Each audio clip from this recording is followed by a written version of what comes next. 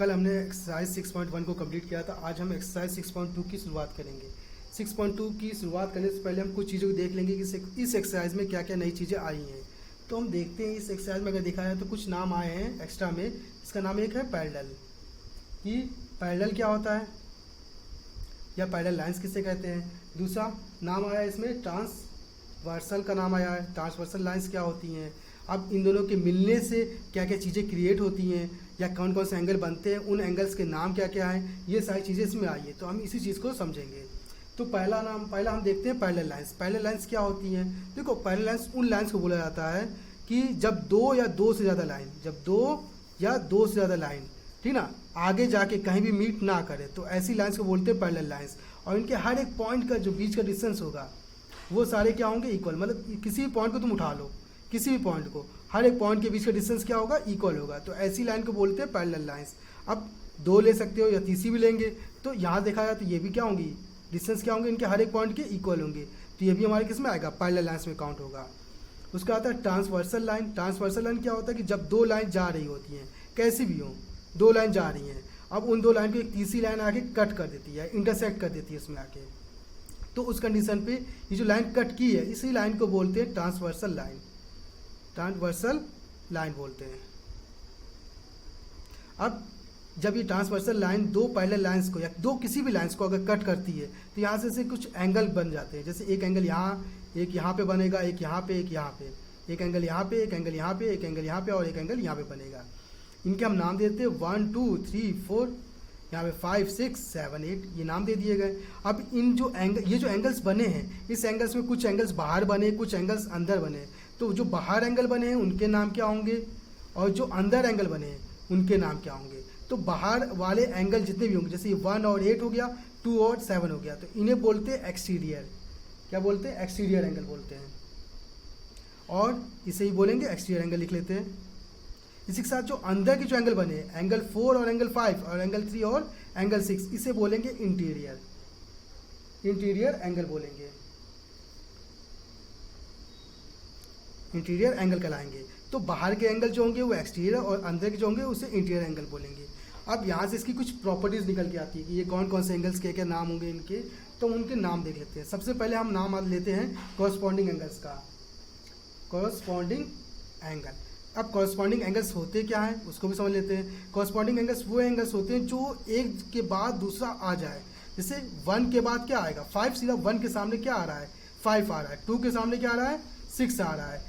4 के सामने क्या आ रहा है, 8, और 3 के सामने 7। तो ये कैसे एंगल होंगे, कॉरस्पॉन्डिंग एंगल। तो हम इसको लिख लेते हैं 1 और 5, एंगल 1 और एंगल 5। नेक्स्ट कौन सा है, एंगल 2 और एंगल 6, एंगल 2 और एंगल 6। उसके एंगल 4 और एंगल 8, एंगल 4 और एंगल 8। उसके नेक्स्ट एंगल 3 और एंगल 7, एंगल 3 और एंगल 7। ये हमारे कैसे एंगल कहलाएंगे, कॉरस्पॉन्डिंग एंगल। उसके बाद यहाँ से नाम आता है अल्टरनेट का। अल्टरनेट। अब अल्टरनेट एंगल्स क्या होते हैं, वे एंगल जो एक दूसरे के तिरछे में हो, ठीक है। मतलब ये और ये जैसे हो गए, ये और ये एक दूसरे के तिरछे में, 1 और 7 और 2 और 8 एक दूसरे क्या है, तिरछे में। या कह सकते हो कि अपोजिट में हो, तो उसे अल्टरनेट एंगल बोलेंगे। अब अल्टरनेट एंगल जो होंगे वो दो भागों में बटे हुए हैं। एक आया है इंटीरियर और दूसरा आया है एक्सटीरियर। अब इंटीरियर एंगल्स क्या होते हैं और एक्सटीरियर एंगल्स क्या होते हैं। देखो इंटीरियर एंगल्स में पता ही है, अंदर के एंगल और एक्सटीरियर बाहर के एंगल। लेकिन अल्टरनेट में अंदर के तिरछे वाले एंगल और एक्सटीरियर में बाहर के तिरछे वाले एंगल। एग्जाम्पल में 4 और 6, 4 और 6, 4 और 6 हो जाएंगे। और दूसरा 3 और 5 हो जाएंगे, 3 और 5 हो जाएंगे। इसी तरह एक्सटीरियर में 1 और 7 हो जाएंगे, 1 और 7 हो जाएंगे। और 2 और 8 हो जाएंगे, एंगल 2 और एंगल 8 हो जाएंगे। तो ये हमारे कहलाएंगे एक्सटीरियर, अल्टरनेट एक्सटीरियर एंगल और अल्टरनेट इंटीरियर एंगल। उसके बाद इसमें आता है कि एक नाम और आता है, काफ़ी फेमस नाम है, उसे बोलते हैं उसका, लेकिन कोई ध्यान नहीं देता उस पर। तो उसका नाम है क्या, interior, interior angles on the same side of the transversal line. Transversal line. अब ये जो बात बन के आती है कि इंटीरियर एंगल हो, ठीक ना, इंटीरियर मतलब कि अंदर के ही एंगल होंगे लेकिन सेम साइड में हो, किसके, ट्रांसवर्सल लाइन के। तो उस कंडीशन पे देखा है तो एंगल 4 और एंगल 5 और एंगल 3 और एंगल 6 ऐसे लाइंस को बोलते हैं interior angle on the same side of the transfer line. तो कौन कौन से होंगे? एंगल 4 और एंगल 5, और कौन से? एंगल 3 और एंगल 6। ये 2 एंगल्स इसके एग्जाम्पल होंगे। तो यहाँ से ये चीज़ें समझ में आ गई। उसके बाद अब देखा जाए तो यहाँ पे एक और नाम आता है जिसे हम बोलते हैं वर्टिकली अपोजिट एंगल। अब वर्टिकली अपोजिट एंगल क्या होते हैं? वर्टिकली मतलब जस्ट उसके तिरछे में, जैसे 1 के तिरछे में 3, 2 के तिरछे में 4, तो 1 और 3 और 2 और 4, 5 और 7 और 6 और 8, ये कैसे होंगे? वर्टिकली अपोजिट एंगल होंगे। तो लिख लेते कौन कौन से? एंगल 1 और एंगल 3, और इसी तरह एंगल 2 और एंगल 4, इसी तरह एंगल 5 और एंगल 7, एंगल 5 और एंगल 7, और इसी तरह एंगल 6 और एंगल 8, एंगल 6 और एंगल 8। ये हमारे कैसे होंगे? Vertically opposite angle. अब ये तो बातें इसकी हो गई। अब इसमें ये भी देखा जाता है कौन से एंगल किसके इक्वल हैं या कौन कौन से एंगल इक्वल शो करेंगे प्रॉपर्टी में, तो उनको भी देख लेते हैं। तो सबसे पहले हम इसके लिए देखो, इक्वल होने के लिए तुम्हें ये पता होना चाहिए कि वो दो जो लाइन है जिस पे ट्रांसवर्सल लाइन पड़ रही है वो दोनों लाइन पैरेलल हो। तो इसका मतलब जैसे हमने ये 2 लाइन ली और ये दोनों लाइन क्या अगर पैरेलल है, इसका नाम दे दिया हमने L, इसका नाम दे दिया हमने M। तो ये L है तो ये L डैश हो गया, ये M है तो M डैश नाम दे दिया। और यहाँ से L डैश पैरेलल है किसके? M डैश के। अच्छा, ये साइन जो होता है ये किसका साइन है? पैरेलल का साइन है। ये साइन किसका होगा? पैरेलल का। अब इस पर कोई एक ट्रांसवर्सल लाइन हमने डाल दी, तो यहाँ से इसके एंगल बन गए। तो इनके एंगल देख लेते, 1 2 3 और 4 बन गया।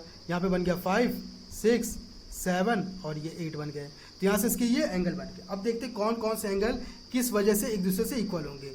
तो पहला हम लेते हैं कॉरस्पॉन्डिंग एंगल। कॉरस्पॉन्डिंग एंगल्स, देखो कॉरस्पॉन्डिंग एंगल्स में देखा जाए तो कौन कौन से एंगल इक्वल होंगे? इसमें एंगल 1 और एंगल 5 इक्वल होंगे। एंगल 1 और एंगल 5 इक्वल होंगे। एंगल 2 और एंगल 6 इक्वल होंगे। एंगल 2 और एंगल 6 इक्वल होंगे। एंगल 4 और एंगल 8 इक्वल होंगे। और एंगल 3 और एंगल 7 इक्वल होंगे। एंगल 3 और एंगल 7 इक्वल होंगे। तो कॉरस्पॉन्डिंग एंगल्स में ये सारे एंगल्स इक्वल होंगे। बी में बात करेंगे कि अब उसमें आता है वर्टिकली अपोजिट एंगल को लेंगे। तो वर्टिकली अपोजिट एंगल अगर पैरेलल लाइन है तो ऐसा होगा, ठीक ना। अगर वर्टिकली अपोजिट एंगल की बात करेंगे तो इसमें एंगल 1 और एंगल 3 इक्वल होंगे। एंगल 1 और एंगल 3 इक्वल होंगे। एंगल 2 और एंगल 4 इक्वल होंगे। एंगल 2 और एंगल 4। उसके बाद इसी तरह एंगल 5 और एंगल 7 इक्वल होंगे। एंगल 5 और एंगल 7। इसी तरह एंगल 6 और एंगल 8 भी इक्वल होंगे। ये हमारे वर्टिकली अपोजिट एंगल हो गए। उसके बाद नेक्स्ट हम देखेंगे कि हमारे जो अल्टरनेट इंटीरियर एंगल है या एक्सटीरियर एंगल है उनको भी देख लेते हैं। तो अल्टरनेट लेते कौन कौन से? इंटीरियर और एक्सटीरियर। इंटीरियर और एक्सटीरियर एंगल को भी देख लेते हैं। तो इंटीरियर एंगल और एक्सटीरियर एंगल में इंटीरियर एंगल के हमारे कौन कौन से थे? अगर तुम देखोगे, ध्यान देखे होगे, 4 और 6 और 3 और 5, मतलब 4 और 6 और 3 और 5। इसका मतलब 4 और 6 भी इक्वल होंगे और 3 और 5 भी इक्वल होंगे। तो एंगल 4 और एंगल 6 इक्वल होंगे और एंगल 3 और एंगल 5 इक्वल होंगे। इसी तरह एक्सटीरियर में एंगल 1 और एंगल 7 इक्वल होंगे और एंगल 2 और एंगल 8 इक्वल होंगे। इतने सारे इसमें इक्वली फॉर्म क्रिएट होंगे। अब ये तो हमारा चीज़ें बन गई कि कौन कौन किसके एंगल किसके साथ इक्वल शो करेगा। अब इसमें कुछ प्रॉपर्टी भी तुम देख लेना कि अगर जैसे मान लो 2 लाइन जा रही हैं, कोई भी 2 लाइन खींची हुई हैं, ठीक ना। इस लाइन के ऊपर अगर मान लो एक लाइन पड़ता है और इसने बोला कि ये एंगल और ये एंगल दोनों क्या है? इक्वल है, लेकिन वर्टिकली अपोजिट है और इक्वल भी है। इसका मतलब एंगल 1 और एंगल 2 दोनों क्या है? इक्वल है। और यहाँ पे इसने बोला कि एंगल 2 जो है वो एंगल 7 की इक्वल है। एंगल 2 किसकी इक्वल है? एंगल 7 की इक्वल है, या इस एंगल की इक्वल है, जो भी एंगल यहाँ पे दिया है, जैसे 5 ले लेते हैं, एंगल 5 की इक्वल है। तो इसका मतलब ये जो 2 लाइन गई है ना, ये दोनों लाइन क्या होंगी? पैरेलल होंगी। तभी ये ऐसी प्रॉपर्टी शो कर रहा है। कौन कौन सी? ये तुम्हारा वर्टिकली अपोजिट शो कर रहा है, और ये जो तुम्हारा शो कर रहा है कौन सा? एंगल 2 और 5। एंगल 2 और 5 जो शो कर रहा है ये तुम्हारे कौन से एंगल है? ये हमारे देखा जाए तो ये हमारा कौन सा? कॉरस्पॉन्डिंग एंगल है। ये कॉरस्पॉन्डिंग एंगल को शो कर रहा है। तो यहाँ से ये भी क्या होंगे? इक्वल होंगे। तो इस चीज़ का देखना, अगर ऐसी कोई पॉइंट दिख रहे हैं, मतलब ऐसी कोई भी प्रॉपर्टी तुमको दिखाई दे रही है, तो इसका मतलब वो 2 लाइन गई होंगी जिस भी एंगल बन रहे होंगे वो दोनों क्या होंगे? पैरेलल होंगे, ठीक।